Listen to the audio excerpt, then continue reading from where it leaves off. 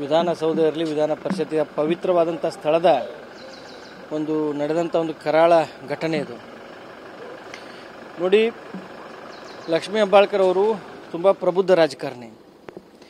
ಯಾವುದೇ ಕಾರಣಕ್ಕೂ ಕೂಡ ಅವರಿಗೆ ಆ ಸ್ಥಾನದ ಘನತೆ ಗೌರವ ಅವರಿಗೆ ಅರಿವಿದೆ. ಯಾವಾಗ ಸಿ ಟಿ ರವಿ ಅವರು ನಮ್ಮ ರಾಷ್ಟ್ರೀಯ ನಾಯಕರ ಬಗ್ಗೆ ಒಂದು ಅವಹೇಳನಕಾರಿ ಹೇಳಿಕೆಯನ್ನು ಕೊಡ್ತಾರೆ, ಇವರು ಅದನ್ನು ಕೇಳ್ತಾರೆ.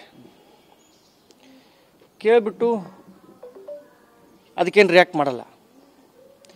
ಯಾವಾಗ ಸಿ ಟಿ ರವಿಯವರು ಪದೇ ಪದೇ ನಮ್ಮ ರಾಷ್ಟ್ರೀಯ ನಾಯಕರನ್ನು ದೂಷಿಸ್ತಾರೆ, ಆ ಒಂದು ಸಂದರ್ಭದಲ್ಲಿ ಒಂದು ಅಮಾಯಕ ಮಕ್ಕಳನ್ನು ನೀನು ಆಕ್ಸಿಡೆಂಟ್ ಮಾಡಿ ಕೊಂದವನಪ್ಪ, ನೀನು ಕೊಲೆಗಾರ ಅಂತ ಒಂದು ಹೇಳ್ತಾರೆ.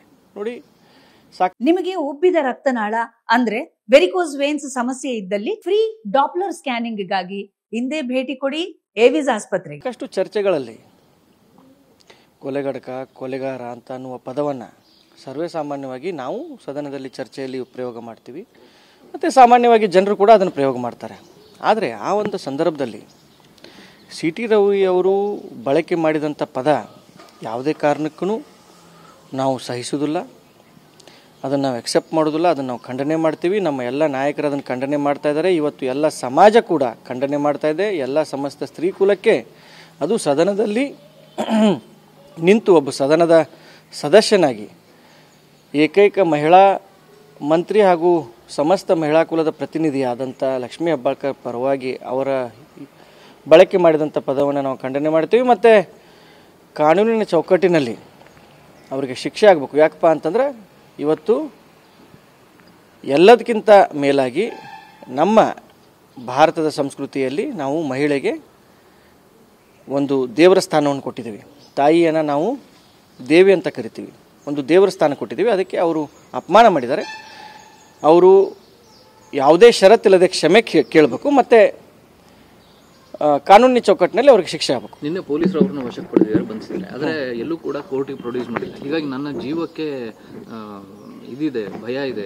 ರಾತ್ರಿ ಬೆದರಿಕೆ ಪೊಲೀಸರು ಸರಿಯಾಗಿ ನಡೆಸ್ಕೊಂಡಿಲ್ಲ ಅಂತ ಹೇಳಿ ಸಿ ಟಿ ರವಿ ಅಂದ್ರೆ ಬೆಂಗಳೂರಿಗೆ ಕರ್ಕೊಂಡು ಹೋಗ್ತೀವಿ ಅಂತ ಹೇಳಿ ಇಡೀ ಬೆಳಗಾವಿ ಸುತ್ತಾಡಿಸಿದ್ದಾರೆ. ಆ ರೀತಿ ಏನಿರಲ್ಲ. ಪೊಲೀಸ್ ಡಿಪಾರ್ಟ್ಮೆಂಟು ಇಂಥ ಒಂದು ಸಿಚುವೇಶನ್ಗಳನ್ನು ಅತ್ಯಂತ ಸೂಕ್ಷ್ಮವಾಗಿ ಹ್ಯಾಂಡಲ್ ಮಾಡ್ತಾರೆ.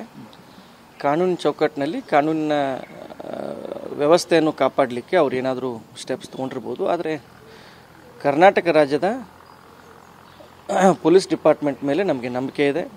ಬಿ ಜೆ ಪಿಯವ್ರಿಗೆ ಯಾವತ್ತೂ ನಂಬಿಕೆ ಇಲ್ಲ. ಸಾಕಷ್ಟು ಸಲ ಚರ್ಚೆಯಲ್ಲಿ ನಮ್ಮ ಡಿಪಾರ್ಟ್ಮೆಂಟ್ದವ್ರ ಮೇಲೆ ಅವರು ಅಪನಂಬಿಕೆ ತೋರಿಸಿದ್ದಾರೆ. ಯಾವುದೇ ಒಂದು ಸಣ್ಣ ಕೇಸ್ ಇದ್ದರೂ CBI ಕೊಡಿ, ED ಕೊಡಿ, ಅಲ್ಲಿ ರೆಫರ್ ಮಾಡಿ, ಇಲ್ಲಿ ರೆಫರ್ ಮಾಡಿ, ಅವ್ರಿಗೆ ಯಾವತ್ತೂ ಕೂಡ ಕರ್ನಾಟಕ ರಾಜ್ಯದ ಪೊಲೀಸ್ ವ್ಯವಸ್ಥೆ ಮೇಲೆ ನಂಬಿಕೆ ಇಲ್ಲ. ಇವಾಗಲೂ ಕೂಡ ಅವ್ರು ಸುಳ್ಳು ಆರೋಪ ಮಾಡ್ತಾ ಇದ್ದಾರೆ. ನಮ್ಮ ರಾಜ್ಯದ ಪೊಲೀಸ್ ವ್ಯವಸ್ಥೆ ಚೆನ್ನಾಗಿದೆ, ಅವರು ಸಕ್ಷಮವಾಗಿದ್ದಾರೆ ಇಂಥ ಎಲ್ಲ ಕೇಸ್ಗಳನ್ನ ಹ್ಯಾಂಡಲ್ ಮಾಡಲಿಕ್ಕೆ. ಕಾನೂನಿನ ಚೌಕಟ್ಟಿನಲ್ಲಿ ಅವ್ರು ಏನೇನು ಮಾಡಬೇಕು ಅವ್ರು ಮಾಡ್ತಾರೆ.